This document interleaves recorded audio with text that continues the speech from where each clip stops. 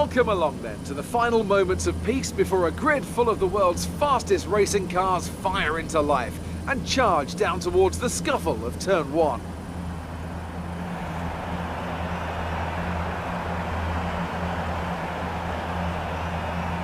A lap of this historic racetrack covers 3.6 miles, and it's the only time during the season that we race on a figure-of-8 racetrack. The drivers can expect some intense G-forces through the 18 corners on offer here as they experience some of the highest average apex speeds on the Formula One calendar.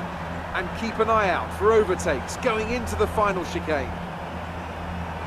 A tough race in store then for our drivers today, so tell me, Anthony Davidson, what will you be looking out for as the cars make their way down into turn 1? Well, first of all, let's hope that everyone's well behaved and we can have a nice incident-free start. That initial release is going to be the most interesting thing, and the clean side of the grid will be better rubbered in, so keep an eye out for cars over there potentially making their way through.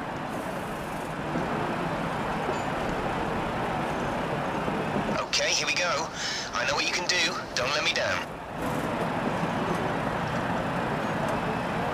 We're almost ready to go then, and this is what the starting grid looks like for today's race. Nico Rosberg will start his Silver Arrow from pole position, and Lewis Hamilton completes the front row. Looking down the rest of the grid, we have Vettel, Raikkonen, Sergio Perez and Ricciardo, Verstappen, Massa, Button and Valtteri Bottas, Kvyat, Alonso, Nico Hülkenberg and Grosjean, Magnussen, Sainz, Esteban Gutierrez and Pascal Wehrlein, Nasser and Ericsson, Jolyon Palmer and Rio Haryanto completes the grid. And with preparations almost complete, let's head down to the track.